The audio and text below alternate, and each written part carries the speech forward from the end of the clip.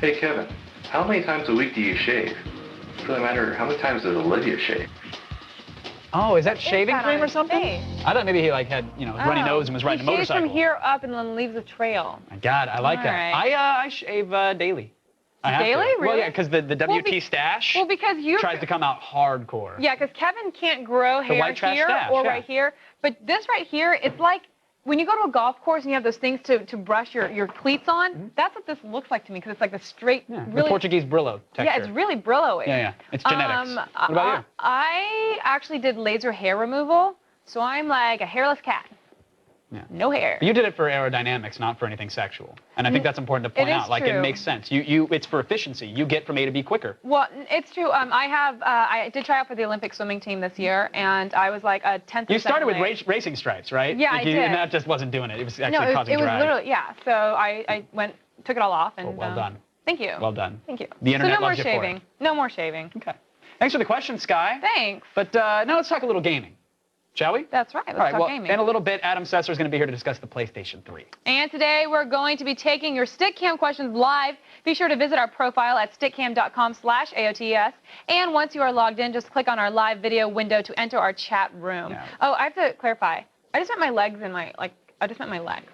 Of course. I'm just saying, like, I don't want to get creepy, like that I was like revealing too much. Oh, if anybody took it to that place. Just, like, girls don't like to shave their legs. We don't even want them watching the show. Right? Yes, of course. And a stubble on my chest, but that was about it.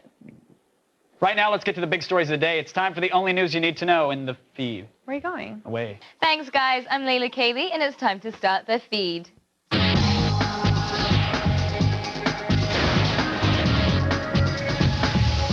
Manhunt 2 is facing even more trouble over its controversial rating, now at the hands of its publishers. The game has already been banned in the UK and Ireland and has received a preliminary rating of adults only from the ESRB. In response, Sony and Nintendo have stated that they will not release an adults-only title. This means that Rockstar Games will have to obtain an M rating through appeals or have to alter the game's content to get distributed. Running to the Xbox 360 isn't an option either. They also prohibit AO titles on their platform. Sorry, guys. Gamers have lamented the PS3's lack of software, and Sony claims that more titles are coming. Hundreds, in fact.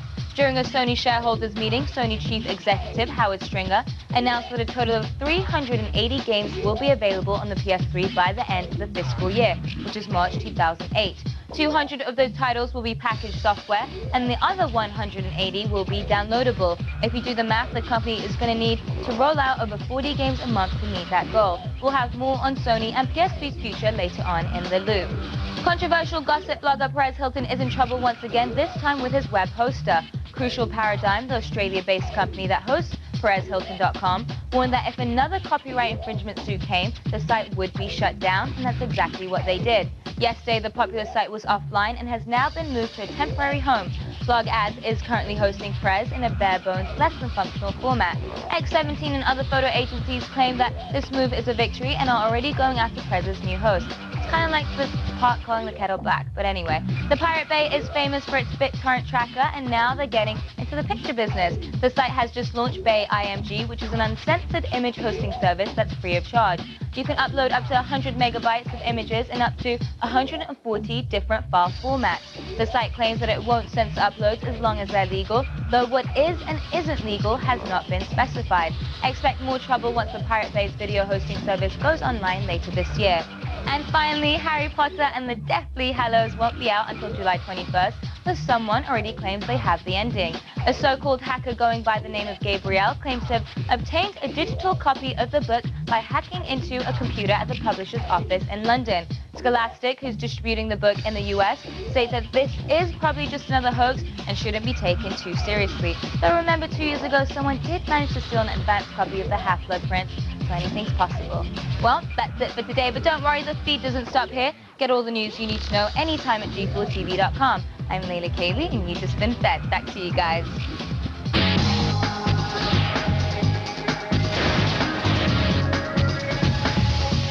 All right, thanks, Layla. As we just heard, Sony claims that 380 games will hit the PS3 by March of 2008, and We just received more details. Yeah, when asked to comment about the news by GameSpot, actually, Sony clarified their announcement, which was nice.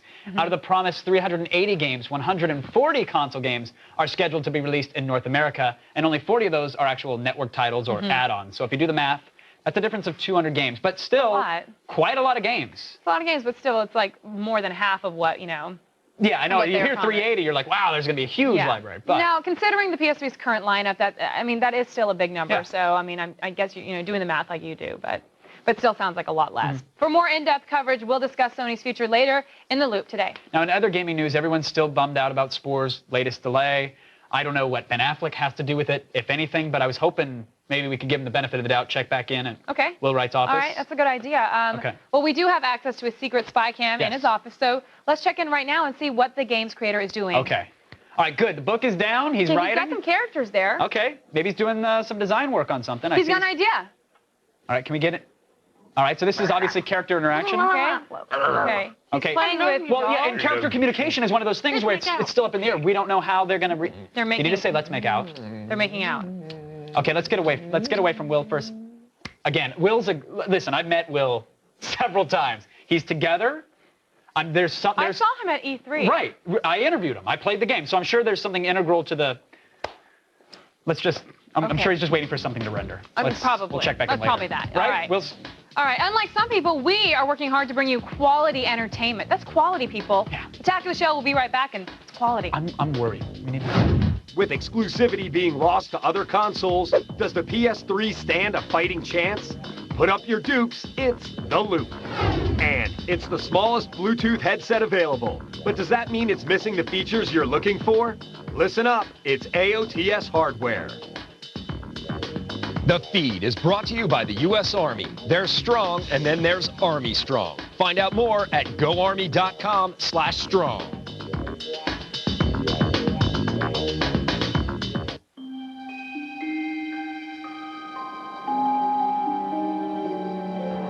G4 is like being visited by a badass video game goddess who's way into anime and tight circuit-laced apparel. Plus, she has a knack for digging up funny, obscure videos, and she can quote word for word from classics, like Old School and The Big Lebowski. That dude abides. Like G4, she is obsessed with high-tech gadgetry, out there blogs, and opinionated podcasts. She will take you to the sorts of far-off worlds where Master Chief and Transformers rule the landscapes. This energy-clad goddess/sensei of digital goodness is plugged into what's going on. And therefore, my man, so are you. G4 is like that. You know, basically. They're strong. Hey, welcome back. Earlier in the show, we asked you, can Sony save PS3? According to our cell processor-loving scientists at the G4 Laboratories, 68% of you think the PS3 can't be saved at all. Oh, wow. Wow, that's right, Kevin. Let's go over to you right now, who is, you are firmly planted on the fence, because I'm not quite sure where you're going. Yeah, I am actually. The PlayStation 3's launch had riots and robberies and long lines, gigantic buzz, but now that the console's been out for a little while, some say, it's a whole other story. When it first launched 7 months ago, Sony's PlayStation 3 was poised to knock the Xbox 360 right off of its next-gen throne. Today, the PlayStation 3 is bringing up the rear in the console wars, with the loss of exclusive titles, a high price point that seems to be here to stay, and this week's departure of the father of PlayStation, Ken Kutaragi. New data now suggests that the future of the entire PlayStation line could be in jeopardy. For the month of May, the PlayStation Portable and the PlayStation 2 outsold the PlayStation 3 at a rate of almost 2-to-1. And there seems to just be one single reason why more PlayStation 3s aren't actually being sold. There just aren't enough good games being released. According to GameDaily.biz, the top 10 best-selling games in April were devoid of any PlayStation 3 titles. Will the PlayStation 3 be undone by sluggish sales and bad planning, or is it still too early to count Sony out of the race? Is this living? No. This is The Loop.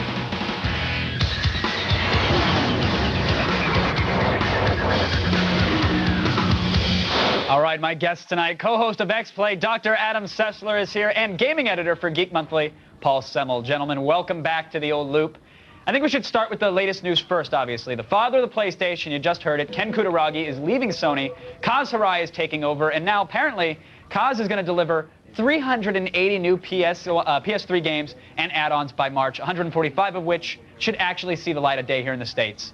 With that said, Paul, take it away, buddy. Well, you know, that's a nice number, but the question I have is how many of them are PS3 exclusives? Because that's what's really going to sell the system. I mean, if we're talking about Madden and GTA, well, you know, they're coming out on the Xbox as well, so those are going to help Xbox sales. Right? Yeah, I would definitely agree. It's really about the exclusives. I am seeing some good exclusives that is coming out of Sony, but I think there's so much bad press that they've caught on to that I don't even know if like these numbers that they're putting out are really going to help. I do think Kutaragi leaving is a good thing. Sure. I think that he really misdirected that company terribly and got them into the mess they're in. But Paul, now do you think all this bad press that Adam is talking about, is it deserved or is it all hype?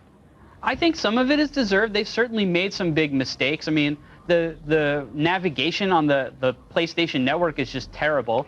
And quite frankly, they haven't really kind of mined the back catalog the way they should have. But I think some of it is also just bad luck. And some of it, quite frankly, is, you know, just the Wii doing much better than anybody could have expected. Overshadowing everybody. Well, the latest U.S. monthly sales numbers for video game consoles came out last week.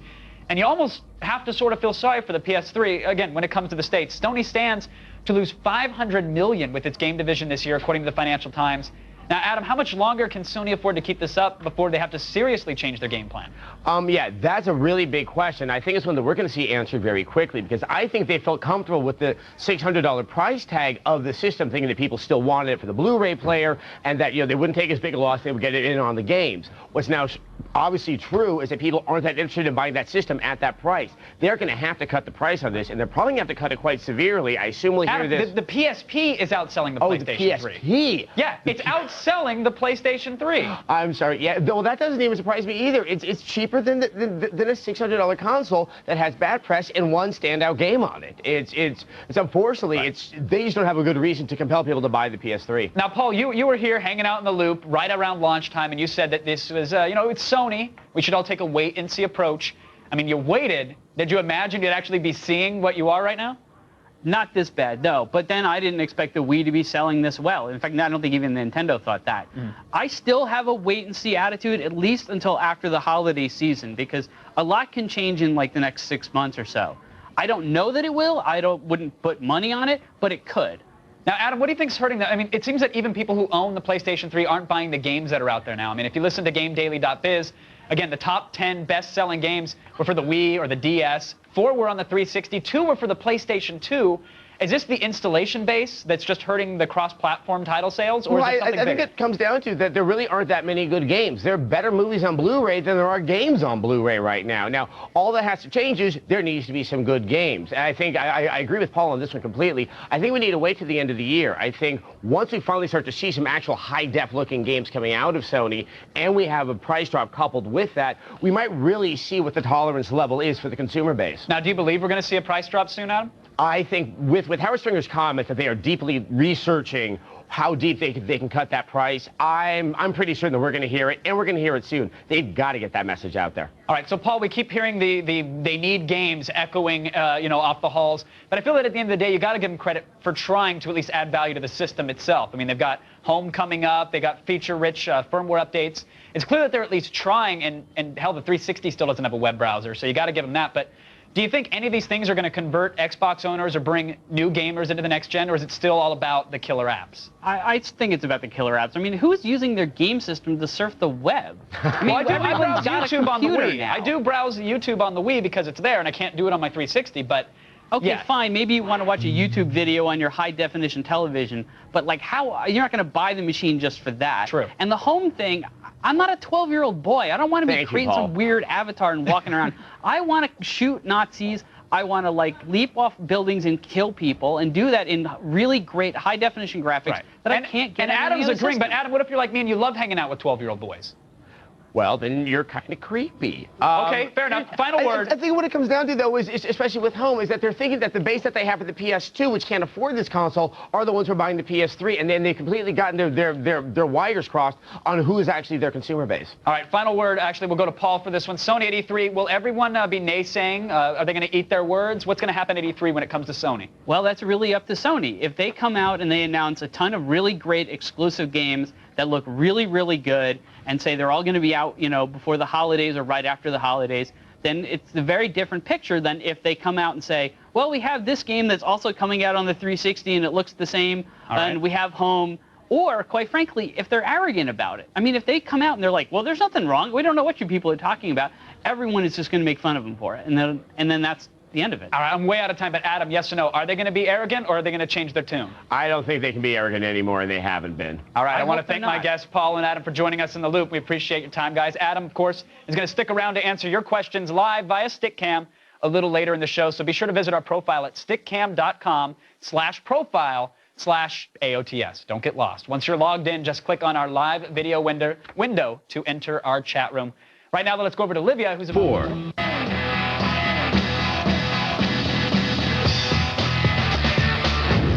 Welcome back. We're live and talking gaming with you guys at home. Let's go to Kevin, who's now joined in the studio by Adam Sessler. You made the trip, Adam. I know. Boy, my arm's tired. That's not funny. Right now, we're going to take you, we're going to take your live PlayStation 3 questions via the old StickCam. You ready to do this? Yeah, I'm ready. Go. Let's go. First question, Matt. You are live on the old StickCam, sir. Do you have a question? Yeah. With Sony's announcement that they would release about 380 new games by March 2008, do you really think gamers are going to see these games by that time? I think so. You think so? I think, you know, give or take 10 or 20 with a number like that. But obviously, you know, as we said before, most of those games, or not all 300 games, are going to be coming just to the U.S. We're going to get, you know, a nice assortment, probably about 140 of ones for the PlayStation 3. I think they're going to come. I think the big point is that doesn't mean they're all good.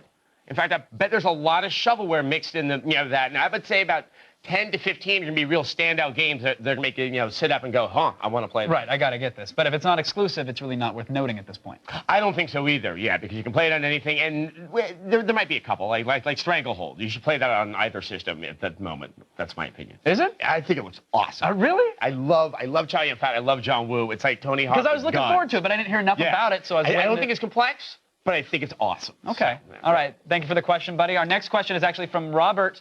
Are you there, sir? Yes, I am. What's going on, buddy? Hey, Adam, is it true that, do you think we'll see a playable Killzone 2 at this year's E3? Yeah. You do? Oh, yeah. Do you expect it to look half as good as the tech demo that we saw? I think you'll be playing Killzone on your PS3 by year's end. Really? Yes, I'm not saying that with 100% certainty, but I know that is probably a deep desire of Sony to really get. I got to go back to StickCam on this one. Are you looking forward to Killzone? Yeah. I need something to occupy my time besides the one-hand tango.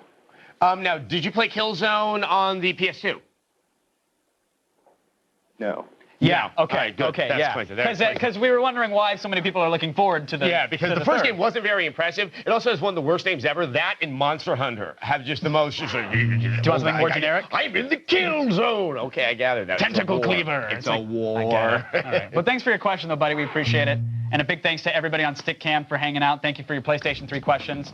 As we've just seen, there's still some interest in the PlayStation 3, apparently. Some in Killzone, surprisingly enough. It's going to be interesting to see how things are going to sort out with the console. But right now, we got to check in with Munn. All right, thanks, guys. We still have more madness ahead, so don't commit yourself just yet. We'll be right back. Stay with us. It's animated hilarity in 8-bit when we serve up a sneak peek of the upcoming comedy, Code Monkeys.